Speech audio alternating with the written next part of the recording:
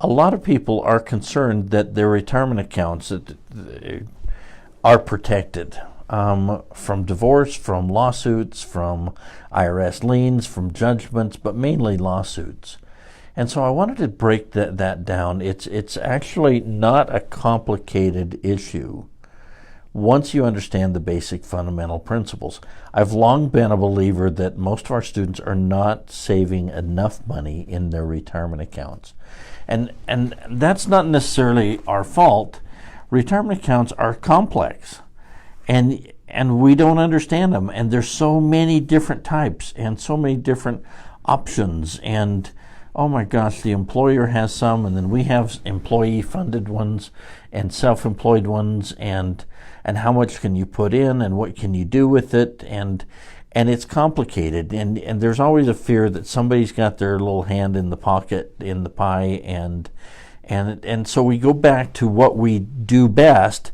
As little 2-year-olds, I do it myself, and so we buy and sell and we flip property not using retirement accounts. We buy and sell in the stock market not using retirement accounts. Therefore, we're subject to capital gains taxes, ordinary income tax, all the rules that don't apply to tax-free environments because we don't understand them. So let me try to break this down a little bit that makes it maybe a little bit more comfortable for you. The main rule on protecting a retirement account, most people will remember the O.J. Simpson case, where he killed his wife, but he sort of didn't kill his wife, but he sort of did. But he's guilty in one court, he's innocent in another, and the Goldman family gets this multi-million-dollar judgment against him. But they can't take his Florida home because it's protected by Florida homestead, and they can't take his NFL pension plan. Everything else is sort of up for grabs, but that pension plan, he's taking reportedly $22,000, $25,000, $26,000 a month out of this, and the best attorneys in the nation can't touch that retirement account. That's really good asset protection. It's like he's standing behind bulletproof glass going, neener, neener, neener, what are you going to do? Well, they couldn't because there's a federal law called ERISA. So I wanted to talk to you a little bit about ERISA and what it does. It's 1974 Act of Congress that really protects retirement accounts from major judgments. So if you get into a lawsuit, but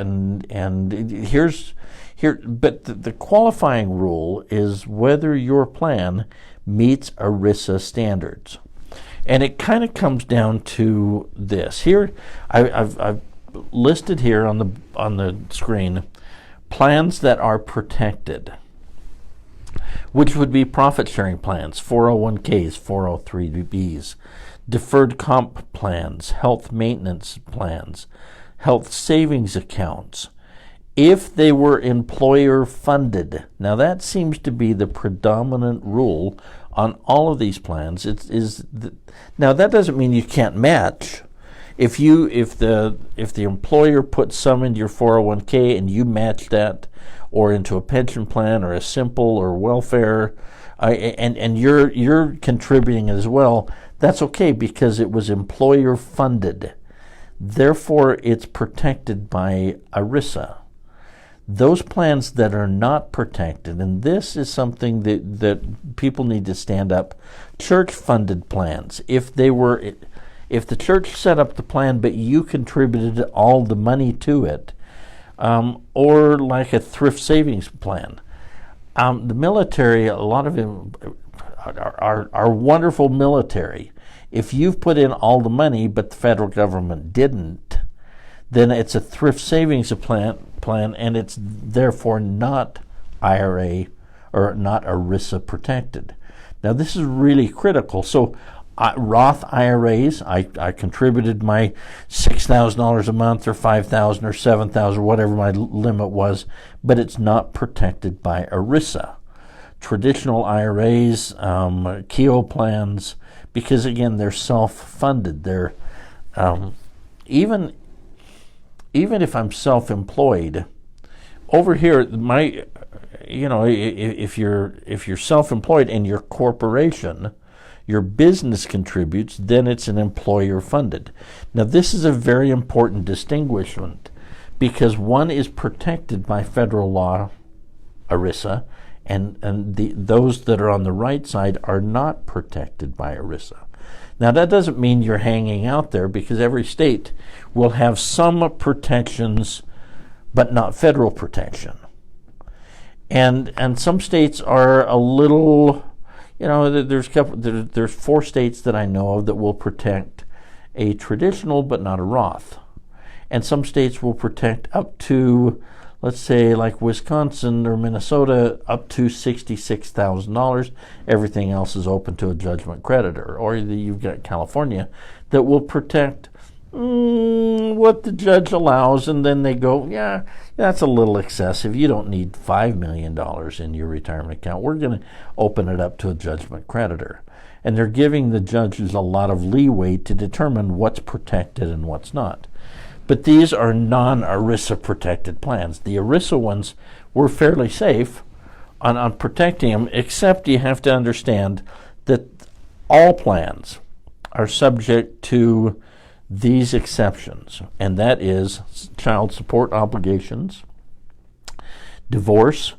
Let me hit on divorce for a second, because I've had hundreds of phone calls over the 22 years I've run a hotline.